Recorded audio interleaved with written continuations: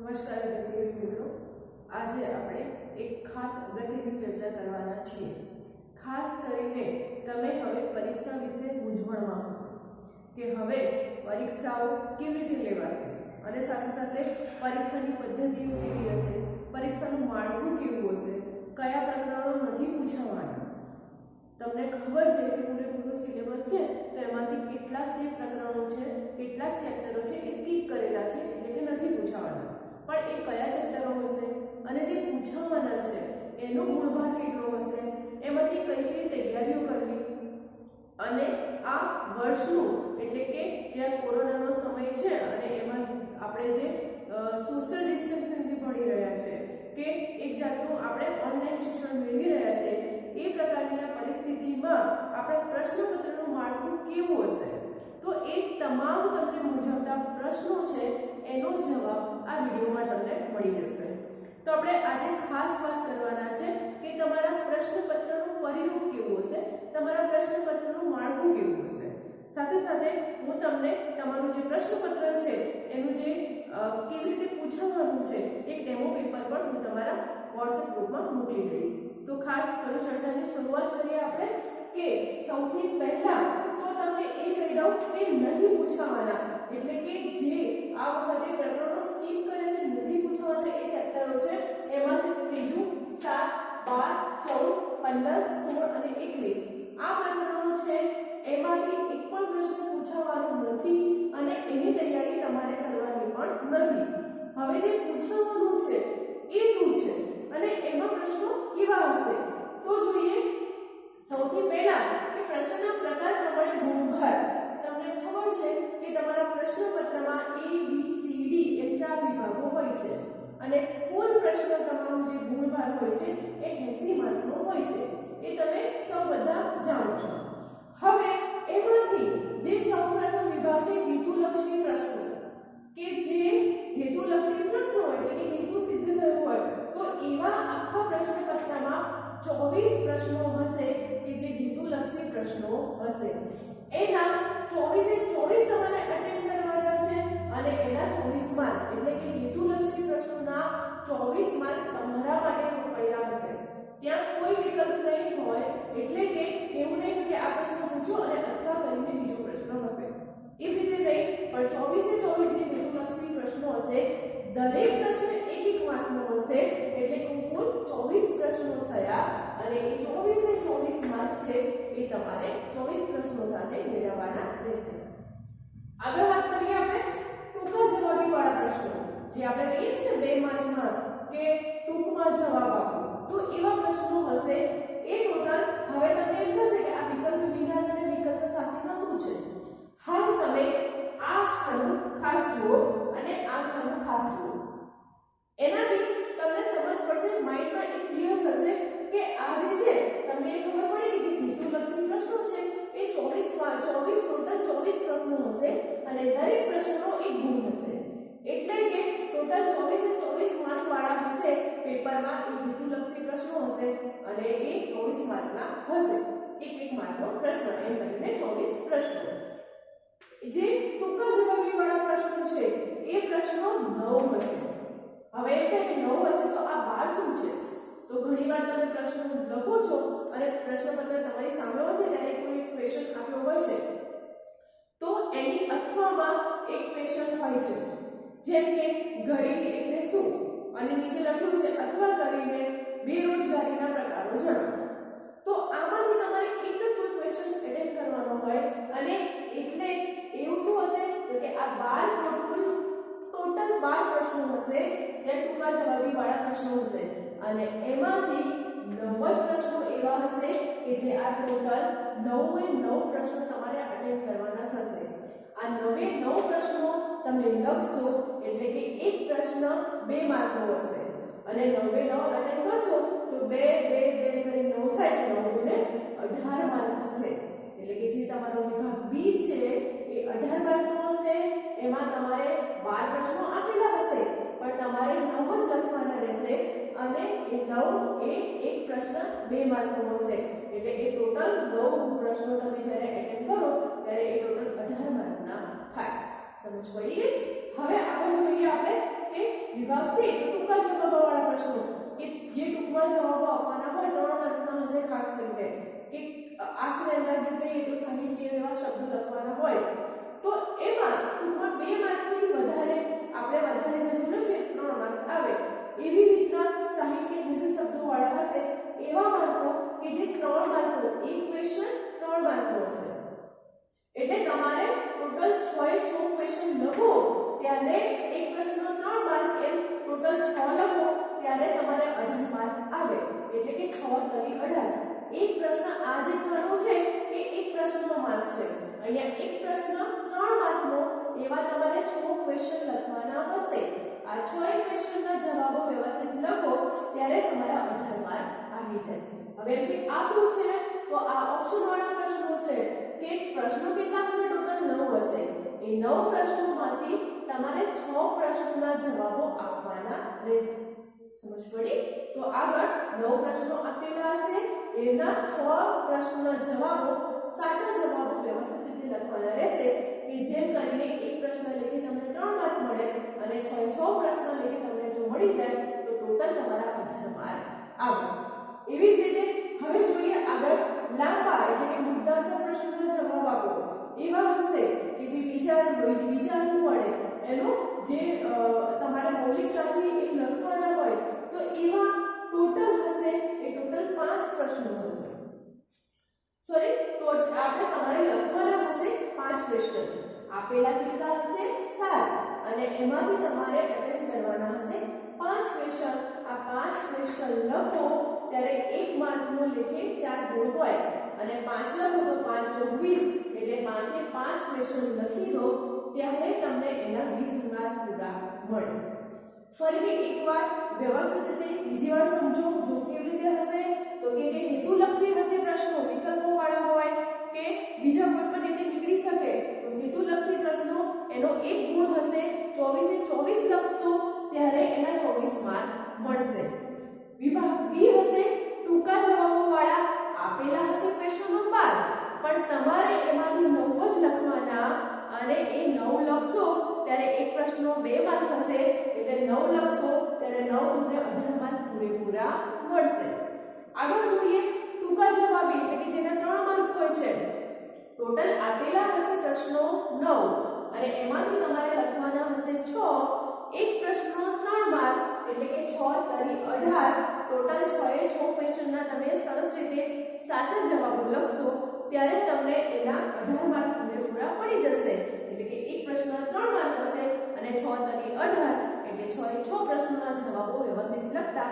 તમને 18 માર્ક મળે આગળ મુદ્દાસર પ્રશ્નોની વાત કરીએ તો એમાં 7 ક્વેશ્ચન આપેલા હશે પણ 7 માંથી તમારે અટેમ્પ્ટ કરવાના હશે 5 એ 5 જે તમને સરસ રીતે આવડતા હોય અને તમને હોય કે હું આના સરસ રીતે જવાબ લખી શકીશ અને જેમાં ડાઉટ હોય આપણે એને છોડી દઈએ છીએ પણ ઓપ્શન વાળા તો 7 ક્વેશ્ચન આપ્યા હશે એમાંથી તમે પસંદ કરેલા કોઈ 5 ક્વેશ્ચનના સાચા જવાબ લખશો તો એક પ્રશ્ન લેખી 4 માર્ક હશે એટલે 5 એ 5 લખશો ત્યારે 5 ચોકને 20 માર્ક તમને મળી જશે એટલે વિભાગ વાઇઝ ગણીએ તો 24 માર્કનો 18 માર્ક 18 માર્ક 20 માર્ક એમ ટોટલ થશે 80 માર્ક ક્વેશ્ચન ટોટલ પ્રશ્નો હશે 52 અને એમાંથી એના વિકલ્પો વગરના એટલે કે તમારે કમ્પલસરી પ્રશ્નો લખવા પડે આખા પ્રશ્નપત્રમાં એવા પ્રશ્નો હશે 44 સમજ પડી ગઈ હવે આપણે આગળ જોઈએ તમારા પ્રકરણ દીઠ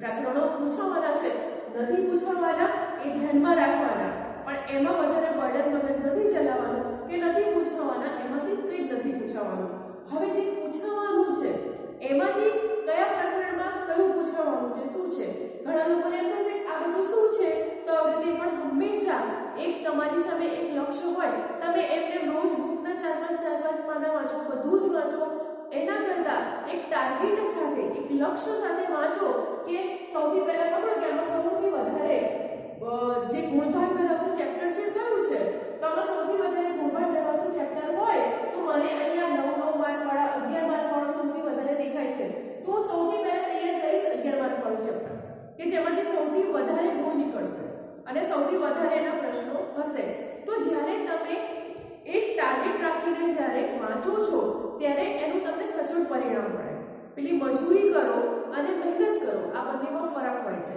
એટલે મજૂરી કરો તો તમે અંધાધૂંધ કરી જ રાખો, અને જ્યારે મહેનત કરો ત્યારે એક પ્લાનિંગ સાથે કામ કરો, અને એ જ પ્લાનિંગ આ છે, અને એને જ ટાર્ગેટમાં રાખીને એને ધ્યાનમાં લઈને તમારે તમારું જે વાંચવાનું પરીક્ષાની તૈયારીઓ છે એ કરવાની છે.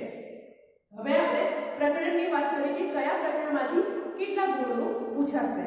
તો જોઈએ અહીંયા સૌથી પહેલો છે ભારતનો સાંસ્કૃતિક વારસો, કે જે આપણું પ્રકરણ નંબર 1 છે. પ્રકરણ 1 માંથી 6 માર્કનું પૂછાય છે, અને 6 એ 6 માર્કના પ્રશ્નો તમારે કમ્પલસરી લખવાના છે, એટલે કે વિકલ્પ નથી, કમ્પલસરી તમારે ભારતનો વારસો છે એમાંથી 6 માર્કનું પૂછાશે. આગળ જોઈએ પ્રકરણ નંબર 2 ભારતનો સાંસ્કૃતિક વારસો. જુઓ એમાંથી પણ 5 માર્કના જે પ્રશ્નો છે એ 5 પૂછાશે, અને એ કમ્પલસરી તમારે 5 છે એ ક્વેશ્ચનના જવાબો આપવાના રહેશે, એટલે એમાં પણ કોઈ ઓપ્શન નથી. હવે આગળ વાત કરીએ પ્રકરણ 4. પ્રકરણ 3 છે એ નીકળી ગયું છે, એને સ્કીપ કરી દો. પ્રકરણ 4 ઉપર આવો, એટલે પ્રકરણ 4 માં છે ભારતનો સાહિત્યિક વારસો. એમાં ટોટલ ક્વેશ્ચન આપ્યા હશે 8. સમજો, ટોટલ પ્રશ્નપત્રમાં જે આ પ્રકરણ આપણું 4 છે એ 4 ને અનુલક્ષીને ક્વેશ્ચન આપ્યા છે 8, અને તમારે એટેન્ડ કરવાના છે 6. એનો મતલબ શું થયો કે 2 ક્વેશ્ચન એવા હશે કે જે વિકલ્પમાં નીકળી જશે. તો 2 ક્વેશ્ચન વિકલ્પમાં નીકળી જશે, અને ટોટલ એમાંથી 6 છે એ તમારે અટેન્ડ કરવાના છે, કમ્પલસરી લખવાના રહેશે. એટલે ક્વેશ્ચન આપ્યા હશે 8, પણ તમારે એમાંથી પ્રશ્નોના જવાબો લખવાના છે ફક્ત 6 ના છે. આગળ વાત કરીએ એવી જ રીતે પ્રકરણ છે એ 5 ની વાત કરીએ તો ટોટલ એના ક્વેશ્ચન આપ્યા હશે 9, પણ એમાંથી 5 જ છે એ 5 જ તમારે ક્વેશ્ચનના સાથે જવાબો આપવાના રહેશે. એટલે કે આમાં 4 એવા હશે પ્રશ્નો કે જે વિકલ્પોમાં નીકળી ગયા હશે. આમાં પણ એવું હશે 2 ક્વેશ્ચન એવા હશે કે જે વિકલ્પોમાં નીકળી ગયા હશે. તમારે ટોટલ આના 5 જ અટેન્ડ કરવાના. 9 આપ્યા હશે, વિકલ્પોમાં જેટલા વધારે આવે એટલો તમને ફાયદો કે આપણી પાસે ઓપ્શન હોય, એક આવડતું હોય અને એક ના આવડતો હોય, અને અથવામાં પૂછ્યું હોય તો આપણે ખુશ થઈ જઈએ કે ચલો પેલો એ નથી આવડતો ને પણ એનો અથવામાં છે તો એ હું સારી રીતે લખી શકીશ, મને આવડે છે. એટલે વિકલ્પોમાં આ 9 હશે, પણ એમાંથી તમને ગમે કે સારામાં સારું તમને લખી શકો આવડતું હોય એવા કોઈ 5 ક્વેશ્ચનોના જવાબો છે એ તમારે વ્યવસ્થિત રીતે આપવાના રહેશે. આગળ જોઈએ પ્રકરણ નંબર 6 ભારતના સાંસ્કૃતિક વારસાના સ્થળોમાં. એમાં પણ ટોટલ 9 ક્વેશ્ચન આપ્યા છે, અને તમારે એમાંથી 6 લખવાના રહેશે. એટલે કે 3 ક્વેશ્ચન એવા હશે કે જે વિકલ્પોમાં નીકળી જશે. આગળ જોઈએ પ્રકરણ નંબર 8. હવે જો 7મું છે એ પાછું સ્કીપ થઈ ગયું, 7મું નથી પૂછવાનું પ્રકરણ, એટલે એની તૈયારી કરવાની નહીં. 8માની વાત કરીએ કુદરતી સંસાધનો. તો કુદરતી સંસાધનોમાં 5 જ ક્વેશ્ચન હશે, અને 5 તમારે અટેન્ડ કરવાના થશે. આમાં કોઈ વિકલ્પ નથી. એટલે કુદરતી સંસાધનોમાં તમે જે પણ ટોપિક લો, જે પણ મુદ્દાઓ પ્રશ્નો લો, ટૂંકા જવાબના સ્વાધ્યાયના લેવાના, અને એના લો એટલે 5 પ્રશ્નો જેટલા આપ્યા હોય એટલા કમ્પ્લીટ કરી દેવાના. કારણ કે 8મામાં કોઈ ઓપ્શનમાં પ્રશ્ન છે એ નીકળવાનો નથી. કોઈ પણ 5 માર્કના પ્રશ્નો પૂછાશે, અને 5 કમ્પ્લીટ તમારે લખવાના રહેશે 5 ગુણના. આગળ જોઈએ આપણે તો પ્રકરણ નંબર 9 વન્ય અને વન્યજીવ સંસાધન.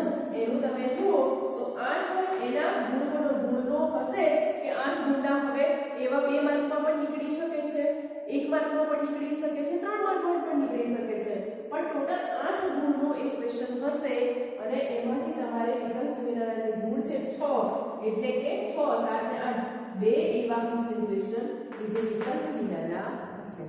આગળ જોઈએ આપણે કયું છે પ્રકરણ જુઓ ભારત અને કૃષિ. એક ભારત અને કૃષિમાં 11 ગુણના ક્વેશ્ચનો હશે, અને એમાંથી 7 ગુણના તમારે અટેન્ડ કરવાના રહેશે. એટલે કે ટોટલ 4 માર્કના 4 ગુણના એવા ક્વેશ્ચન નીકળશે કે જે તમને ઓપ્શનમાં મળશે. આગળ ભારત જળ સંસાધન 5 ગુણના ક્વેશ્ચન આપ્યા હશે, અને તમારે 5 ગુણના ક્વેશ્ચન અટેન્ડ કરવાના રહેશે. ભારતના ઉત્પાદન ઉદ્યોગો પ્રકરણ 13 7 ગુણનું અનુલક્ષીને પ્રશ્નો આપ્યા હશે, પણ એમાંથી 5 તમારે અટેન્ડ કરવાના રહેશે.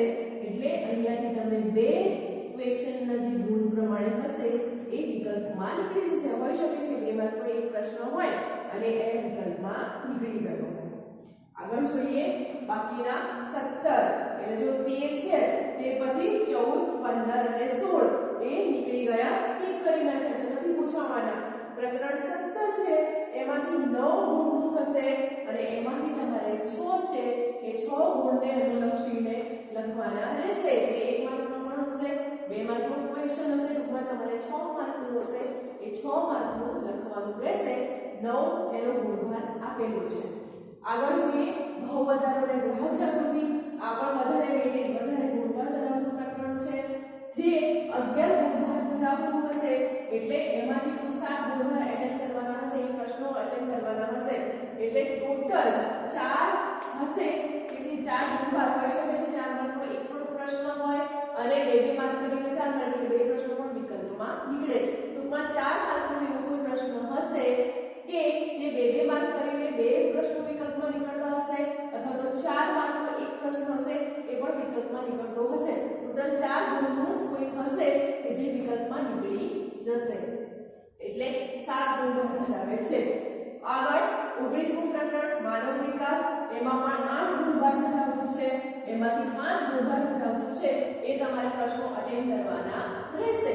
એટલે કે 5 અને 3 એવા હશે ગુણભાર કે જે વિકલ્પમાં નીકળી જશે. હોઈ શકે છે એક હેતુલક્ષીનો પણ વિકલ્પ હોય, કાં તો પછી 3 માર્કનો એક કોઈ ક્વેશ્ચન હોય એ પણ વિકલ્પમાં આ ચેપ્ટરમાંથી નીકળી જાય. ટૂંકમાં 5 ગુણના કમ્પલસરી તમારે એનું વેટેજ એટલે કે એનું ગુણભાર થયું. આગળ 20મું પ્રકરણ 21મું છે એ પૂછવાનું નથી. એટલે 21મું છે એમાંથી 6 ગુણભાર અને 6 એટલે કે આ 21મું છે એનો કોઈ પણ વિકલ્પ નીકળશે નહીં. હવે ટૂંકમાં હું તમને સમજાવું તો આ માળખામાંથી તમારે જેના વધારે વેટેજ હોય એટલે કે જે વધારે ગુણભાર ધરાવતું હોય એ ચેપ્ટર ઉપર પહેલા તૈયારી કરવાની પસંદગી ઉતારવાની, કે સૌથી વધારે એમાંથી જ ગુણના પ્રશ્નો નીકળવાના છે. આપણને ખબર નથી કે કયો પ્રશ્ન નીકળશે. હા, આઈએમપી આપીને આપણે તૈયારી કરીએ છીએ, પણ એવું પરફેક્ટ હોતું નથી કે આ જ પૂછાશે આ જ પૂછાશે 100%. પણ બોર્ડની પરીક્ષા છે એટલે તૈયારી આપણે સારી એવી કરીને જવાનું. તો સૌથી વધારે ગુણ હોય એ ચેપ્ટરો તમારે સરસ રીતે એને તૈયાર કરવા પડશે. એટલી સમજૂતી તમારે આમાંથી લેવાની છે. હવે વાત કરીએ આપણે વાર્ષિક આપણા પ્રશ્નપત્ર છે એ પ્રશ્નપત્રનું માળખું કેવું આવશે. તમને કોઈ પણ પ્રશ્નપત્ર આપ્યું હોય અને એમાં કોઈ સૂચના જ ના હોય તો તમને કેવી રીતે ખબર પડે? સાઈડમાં કોઈ માર્ક જ ના લખ્યા હોય તો, અને એવું કંઈ હોય નહીં, એકલા ક્વેશ્ચનો આપ્યા હોય તો એ પ્રશ્નપત્રનો કોઈ જ મતલબ રહે નહીં. અને માળખું એટલા માટે જ જરૂરી છે. તમને આખું ફોર્મેટ આપી દીધું હોય, હવે એ તમને ખબર પડી જાય કે વિભાગ એ છે ને તો આમાં જોડકા આવશે ને આ આવશે આ આવશે. એટલે તમે મેન્ટલી એ વસ્તુને ધ્યાનમાં રાખો કે વિભાગ એ છે તો આમાંથી આટલી વસ્તુ પૂછાય. એવી જ રીતે માળખું છે તો માળખામાં આપણે જોઈ લઈએ. તમને કદાચ ક્યાં અક્ષરો નાના દેખાય, જગ્યા ઓછી છે માટે, તો તમે આને થોડું ઝૂમ કરીને જોઈ શકો છો. અહીંયા જુઓ કે વાર્ષિક પરીક્ષામાં વિભાગ એ છે એ વિભાગ એ એટલે કે 1 થી 24 હશે તો 1 થી 24 જેટલા પ્રશ્નો એ વિભાગ એ માં આવી જશે. એ વિભાગ એ માં આવેલા પ્રશ્નો કયા કયા તો દરેકનો એક ગુણ હશે. એમાંથી જોડકા જોડો, ખરા ખોટા વિધાન, ખાલી જગ્યા પૂરો, 1-2 શબ્દોમાં જવાબ લખો અને યોગ્ય વિકલ્પ આપીને એટલે કે 20 થી 24 હશે. આ પાછળના જે હશે એ વિકલ્પો વાળા નીકળશે. ટૂંકમાં એક ગુણ હશે પણ એક ગુણ અલગ અલગ જોડકામાં ડિવાઈડ થઈ ગયો હશે. જોડકા જો 1 થી 5 એટલે 5 જોડકા હશે. 5 જોડકા એટલે 1-1 વાળા હશે. તો ટૂંકમાં જોડકા જોડો એટલે 1 થી 5 ક્વેશ્ચન હશે એ જોડકા જોડવામાં જતા રહેશે. 6 થી 10 હશે એ વિધાન ખરા ખોટા હશે. 11 થી 15 હશે એ ખાલી જગ્યા વાળા હશે. અને 16 થી 19 હશે 1-2 શબ્દોમાં જવાબ આપવા વાળા હશે. અને 20 થી 24 હશે એ યોગ્ય વિકલ્પ એટલે કે એમસીક્યુ તમારા નીકળશે. હવે તમને ક્લિયર એટલું વિભાગ એમાં ખબર પડી જાય કે વિભાગ એ છે એટલે જોડકા જોડો, ખરા ખોટા, 1-2 વાક્યોમાં જવાબ, એમસીક્યુ આટલું મારે કરવાનું છે. એટલે તમારા કોન્સેપ્ટ માઇન્ડમાં ક્લિયર થઈ જાય. તમે આ ચેપ્ટરો પ્રમાણે સૌથી પ્રથમ એના જોડકા ભણી લેવાના, ખાલી જગ્યા, એક બે વાક્યોમાં જવાબ, ખરા ખોટા અને એમસીક્યુ. તમે આટલું કરી દો એટલે તમારા 24 માર્ક મેળવવાની મેક્સિમમ 24 માંથી માર્ક મેળવવાની શક્યતાઓ વધી જાય. એટલે આવી રીતે તૈયારી જ્યારે કરો ત્યારે તમારું જે વેટેજ છે, ગુણભાર છે, એ તમારી મહેનત છે એ ચોક્કસ ધીરીને લાગે.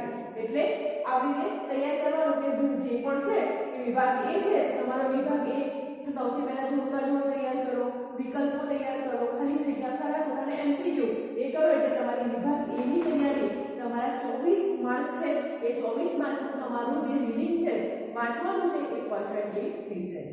આગળ જોઈએ આપણે વિભાગ બી ની વાત કરીએ તો વિભાગ બી એટલે પ્રશ્ન નંબર 25 થી 36 હશે એ વિભાગ બી માં આવે. એટલે 25 ને 24 થી થઈ ગયો વિભાગ બી એ પૂરો. હવે જ્યારે 25 થી 36 હશે એટલે 25મો ક્વેશ્ચન હશે એ વિભાગ બી થી શરૂઆત થાય. એટલે વિભાગ બી માં શું હશે તો એ ટોટલ 18 માર્કનો હશે. 18 માર્કનો હશે. એમાંથી 12 ક્વેશ્ચન આપ્યા છે પરંતુ તમારે એમાંથી 9 જ એટેમ્પ કરવાના છે. જે આપણે સૌથી પહેલા શીખી ગયા ને એ જ વસ્તુ અહીંયા છે પણ ડિટેલમાં છે. તો 9 ક્વેશ્ચન 12 હશે પણ 12 માંથી તમારે 9 જ કરવાના હશે અને એક પ્રશ્નનો દરેક પ્રશ્નનો 2 ગુણ એટલે કે 9 ગુણે 18 માર્કના હશે. હવે એમાં શું શું પૂછાશે તો સૌથી પહેલા વિધાન સમજાવો, પછી કારણો આપો, જમીનનું ધોવાણ શા માટે થાય છે કારણ આપો, અથવા તો એના એને એવા હશે અને એના પછી નીચેની આપેલી વ્યક્તિઓનો પરિચય, સુભાષચંદ્ર બોઝનો પરિચય, ફોટો આપ્યો હશે અથવા તો નામ આપ્યું હશે અને લખ્યું હશે પરિચય આપો. અને આગળ ઐતિહાસિક ભૌગોલિક જે સ્થળો છે એ ઐતિહાસિક ભૌગોલિક સ્થળોની ઓળખ. તમને ધારો કે નાલંદા વિદ્યાપીઠનું ચિત્ર આપ્યું હોય અને એવું કહ્યું હોય કે આ ઐતિહાસિક સ્થળ છે એને ઓળખી બતાવો તો નાલંદા વિદ્યાપીઠની તમારે એ ટૂંકનોટ તરીકે ઓળખાણ બતાવવી પડશે અને લખવું પડશે. એટલે ઐતિહાસિક અને ભૌગોલિક સ્થળનો પરિચય, પારિભાષિક શબ્દો પણ આવશે અને સાથે સાથે સંકલ્પના કોઈ શબ્દની તમારે તમે સ્વાધ્યાયમાં જુઓ તો ત્યારે તમને સમજ પડી જશે. પારિભાષિક શબ્દો અને સંકલ્પના એવા ક્વેશ્ચન હશે એ વિભાગ બી માં આવી જાય. એના સિવાય હશે કે જે મને ઓળખો અને જે આગળ પરિસ્થિતિજન્ય પ્રશ્નોના જવાબ એ પરિસ્થિતિજન્ય પ્રશ્નોના જવાબ હશે અને આ ટૂંકમાં ઉત્તર પણ આપેલા હશે.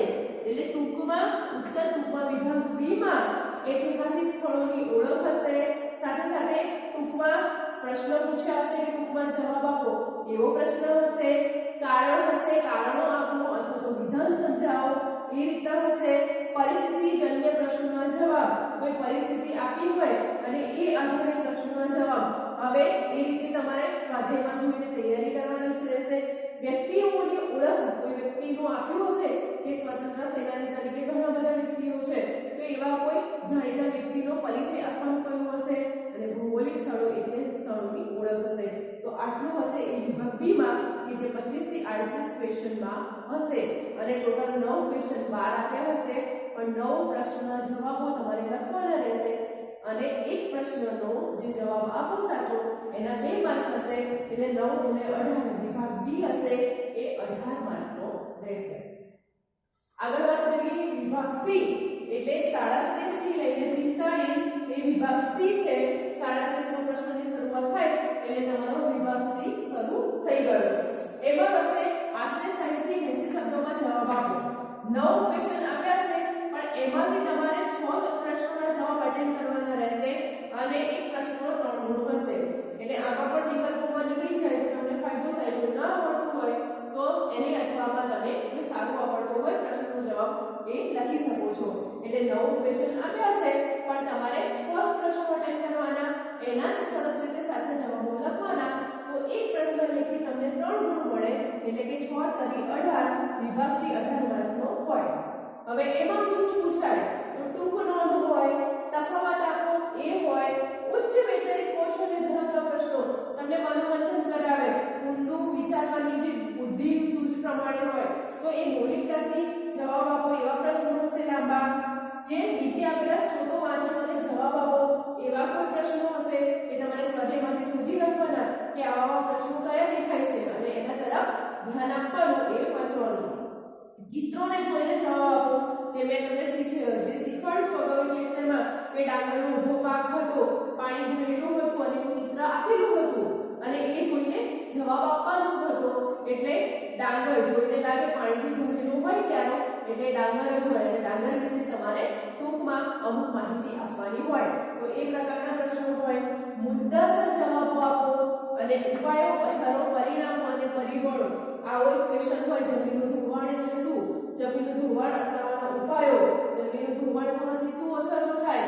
જમીનનું ધોવાણના પરિબળો કયા કયા છે અને જમીનનું ધોવાણ થવાથી કયા કયા પરિણામો એના આવશે, એવો કોઈ પ્રશ્ન હોય અને એવું નથી કે જમીનને લગતા જ હોય, પણ જેટલા ચેપ્ટરો પૂછાય છે એમાંથી આવા લાગતા વળગતા જવાબો તમને લાગે, પ્રશ્નો લાગે એ તમારે તૈયાર કરવાના રહેશે. ટૂંકમાં વિભાગ સી હશે એ 18 માર્કનો હશે. 9 પ્રશ્નો આપ્યા હશે પણ તમારે 6 જ લખવાના, બાકીના ઓપ્શનમાં નીકળી જશે 3 એટલે 6 લખશો, સરસ રીતે લખશો તો એક પ્રશ્નનો 3 માર્ક, એમ કરીને તમને 18 માર્ક મળશે. એ 6 પ્રશ્નો કયા કયા હોય? તો ટૂંકનોંધ પણ હોઈ શકે, તફાવત પણ હોઈ શકે, ઉચ્ચ વૈચારિક ધરાવતા કોઈ કૌશલ્ય ધરાવતા પ્રશ્નો હોય એવા પણ હોઈ શકે, સ્ત્રોતો વાંચો અને જવાબ આપો એ પણ હોઈ શકે, ચિત્રોને જોઈને જવાબ આપો એવો પણ પ્રશ્ન હોઈ શકે, મુદ્દાસર જવાબ આપો એવો પણ પ્રશ્ન હોઈ શકે, કોઈ આપ્યું હોય અને એના ઉપાયો, પરિણામો, અસરો અને પરિબળો એવો અનુલક્ષીને પણ કોઈ પ્રશ્ન હોઈ શકે. એટલે અહીંયા તમારો વિભાગ સી ક્લિયર. હવે વાત કરીએ વિભાગ ડી તરફ. પ્રશ્નો ઓછા હશે પણ એનો જવાબ, એનો ગુણભાર હશે એ વધારે હશે. એટલે કે 46 થી 52 હશે. એ 46 થી 52 ના જે પ્રશ્નો હશે એ વિભાગ ડી માં આવી જાય. 46 થી શરૂઆત થાય એટલે વિભાગ ડી આવે અને 20 માર્કનો વિભાગ ડી હશે. હવે જે 46 થી 51 એટલે કે 46, 47, 48, 49, 50 અને 51 6 પ્રશ્નો હશે. એ 6 પ્રશ્નો એમાંથી કોઈ પણ 4 તમારે લખવાના રહેશે. ખાસ યાદ રાખો, બે વિકલ્પમાં નીકળી જશે. આજે 6 પ્રશ્નો મેં ગણાવ્યા એમાંથી તમારે 4 જ પ્રશ્નો લખવાના રહેશે અને દરેક પ્રશ્નના 4 ગુણ હશે. હવે તમને એવું થાય કે એક પ્રશ્નનો જો 4 માર્ક હોય અને 4 લખીએ તો ચોખ્ખું 16 માર્ક થાય અને 16 માર્ક એ થાય અને બાકીનો જે 52 છે કે જે 52 નકશાકૃતિ, ખાસ એસએસ માં સમાજ વિદ્યામાં તો આવે છે એટલે નકશાકૃતિ, નકશો ક્યારે સ્કીપ કરવાનો નહીં અને એ નકશાકૃતિ એટલે કે ફરજિયાત એક ક્વેશ્ચન છે એ તમારે નકશો પૂરવો એ ફરજિયાત પ્રશ્ન રહેશે. એનો જવાબ આપવો ફરજિયાત રહેશે, ને તો એના માર્ક ત્યાં જ કપાઈ જાય. એનું કોઈ ઓપ્શન નથી નકશાની ઓપ્શનમાં કે નકશો ના પૂરો હોય તો બીજું લખો, પણ નકશો ફરજિયાત છે. એટલે લખ્યું હશે કે રેખાંકિત નકશામાં નીચે તરફ જે સ્થાન આપેલા છે એ સ્થાન રેખાંકિત નકશામાં દર્શાવો. તો એ પ્રમાણેનો હશે એ 4 માર્કનો હશે. એટલે અંદાજિત આશરે કોઈ 4 કે 5 સ્થળો એવા આપ્યા હશે કે જે તમારે નકશામાં દર્શાવવાના રહેશે અને એના 4 માર્ક છે. એટલે આ તમે 4 ક્વેશ્ચન એટેન્ડ કર્યા અને આ પાંચમો છે એ પણ 4 માર્કનો એટલે 5, 14 ને 20. આ એક નકશાવાળો એટલે ટોટલ 5 ક્વેશ્ચન અને 5, 24 દરેકનો 4 માર્ક એટલે 20 માર્કના થાય. ટૂંકમાં તમારે વિભાગ ડી માંથી 5 ક્વેશ્ચન કમ્પલસરી તમારે અટેન્ડ કરવાના રહેશે. એમાંથી છેલ્લો તો ફરજિયાત છે, બાકીના 6 વિકલ્પો વાળા હશે એમાંથી 4 લખવાના છે. નકશો કમ્પલસરી છે એટલે ટોટલ 5 પ્રશ્નો થયા અને 5 પ્રશ્નોના યોગ્ય જવાબ આપશો તો તમને ટોટલ 20 માર્ક મળશે. એક પ્રશ્નનો 4 ગુણ. તો સમજ પડી ગઈ હશે તમને સરસ રીતે. બીજી એક ખાસ સૂચના તમારા માટે કે જ્યારે પણ તમે કોઈ એક વિભાગ પકડો, એક સેક્શન, એક વિભાગનો પ્રશ્ન લખવાની શરૂઆત કરો ત્યારે એ વિભાગ એટલે કે 1 થી 24 પ્રશ્નો તમારે લખવાના. વચ્ચે પછી 25મો કે 32મો એવો આવવો જોઈએ નહીં. આ ખાસ ધ્યાન રાખજો કારણ કે આ ભૂલ તમે કરો છો. હા, તમે ધારો કે પહેલો ક્વેશ્ચન આવડ્યો અને ચલો બીજું છેલ્લે લખવું છે અને ત્રીજું લખવું તો લખી શકો છો, પણ એ જ વિભાગમાં એટલે કે 1 થી 24 માં અનુક્રમ આડાવડા થશે તો ચાલશે. એક લખ્યો, પછી ત્રીજું લખ્યો, પાંચમો લખ્યો, પાછળથી બીજો લખ્યો, પણ 1 થી 24 આ વિભાગ A છે એટલે 1 થી 24 માં બધા આવી જવા જોઈએ. એવું ના થાય કે પછી 24મો પ્રશ્ન છે છેલ્લા પાને મળે ત્યાં સુધી તમારો મૂળ છે એ બધા આગળ લખાઈ ગયા હોય અને તમને પછી આ છેલ્લે જોવા મળે અને એનું નુકસાન થાય. એટલે ખાસ યાદ રાખજો ટૂંકમાં કે જે વિભાગ પકડો, જે વિભાગ લખો એ વિભાગના બધા પ્રશ્નો એ જ વિભાગમાં આવી જવા જોઈએ. એવું ના થાય કે વિભાગ B માં એ લખો અને પછી એમાંનો બીજો છે અહીંયા નીકળે. એવું ક્યારેય નહીં કરવાનું. વિભાગ A છે તો 1 થી 24 ને 24 પ્રશ્નો વ્યવસ્થિત રીતે તમારે અટેન્ડ કરવાના. એમાંથી લગતા જે ઓપ્શનમાં નીકળતા હોય એને કાઢી નાખવાના. અથવા વાળા લખવાની કોઈ જરૂર નથી, કારણ કે અથવા વાળો લખો તો પણ બંનેનો સરખું બેમાંથી એક જ લખવાનું છે. માર્ક તો તમને એકનો જ મળશે. એટલે અથવાનો લખીને કોઈ એવો સમય બગાડવાનો નહીં. એક લખો પણ વ્યવસ્થિત પરફેક્ટ લખવાના. એકની ઓપ્શનમાં એક આપ્યો હોય તો એમાંથી તમને જે સરસ રીતે આવડતો હોય જેનો જવાબ એ તમે પરફેક્ટલી લખો. બંને અથવામાં લખશો તો માર્ક તો તમને કોઈ એકનો જ મળશે. એટલે અથવાના માર્ક ગણાય નહીં, બેમાંથી એક સરસ રીતે તમારે લખવાનું. પણ જ્યારે વિભાગ A લખવાની શરૂઆત કરો ત્યારે 1 થી 24 જે ક્વેશ્ચન છે એ જવાબો બધા વિભાગ A માં આવી જવા જોઈએ. પછી વિભાગ B ની શરૂઆત કરવાની. વિભાગ B માં પણ એવું કે ભલે 12માંથી 9 પ્રશ્નો લખ્યા પણ એ 9 પ્રશ્નો 25 થી 36 એટલે કે 25 થી 36 પ્રશ્નો હોય એ દરેક વિભાગ A માં આવી જવા જોઈએ. એવું નહીં કે આનો 32 ઉઠાઈ D માં મૂકી દેવાનો અને D માં પછી જોતા D માં નીકળે. એવું ક્યારેય નહીં કરવાનું. 25 થી 36 પ્રશ્નો છે એટલે એના પરફેક્ટલી એ વિભાગ B માં જ લખવાના અને પછી વિભાગ C તમારે લખવાનો. હા, તમે આમાંથી તમને ધારો કે એવું હોય કે મારે C પહેલો લખવો છે તો તમે C વિભાગ C પહેલો લખી શકો છો, પણ એના બધા જ પ્રશ્નો તમારે સરસ રીતે વિભાગ C અટેન્ડ કરવાનો. બધા જ પ્રશ્નો વ્યવસ્થિત તમે 37 થી 45 લખી લો. એક વિભાગના પ્રશ્નોના જવાબ વ્યવસ્થિત તમે પૂર્ણ કરી દો. પછી એક વિભાગ કમ્પ્લીટ કર્યા પછી કોઈ બીજો વિભાગ અડવાનો અને એના પ્રશ્નોના જવાબ લખવાના.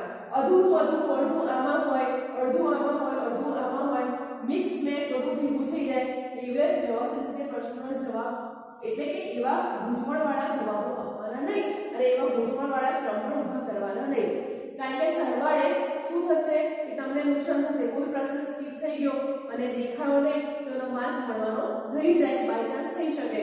એટલે તમારે જ્યારે વિભાગ A પકડો ત્યારે વિભાગ A ના ટોટલી 1 થી 24 પ્રશ્નો છે એ વ્યવસ્થિત રીતે એ જ વિભાગમાં આવતા હોય એવી રીતે લખી દેવાના. વિભાગ A પૂર્ણ કરો પછી વિભાગ B ના જે 25 થી 36 પ્રશ્નો છે એ વ્યવસ્થિત રીતે તમારે વિકલ્પમાં નીકળતા હોય તો નીકાળી અને 9 પ્રશ્નો વ્યવસ્થિત રીતે લખી દેવાના. અને પછી વિભાગ C 37 થી 45 પ્રશ્નો છે એ જ વિભાગમાં આવવા જોઈએ. અને D છે તો D છેલ્લે 46 થી 52 પ્રશ્નો છે તો એ 46 થી 52 જે અનુક્રમ છે એ અનુક્રમ છે એ વિભાગ D માં જ આવવો જોઈએ. વિભાગમાં અનુક્રમ આડો થશે તો ચાલશે, પણ આખો વિભાગનો પ્રશ્ન બીજા વિભાગમાં જવો જોઈએ નહીં.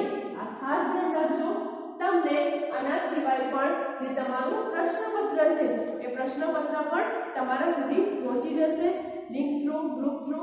તો આ માહિતી તમને મદદરૂપ થશે એવી આશા રાખું છું. Thank you.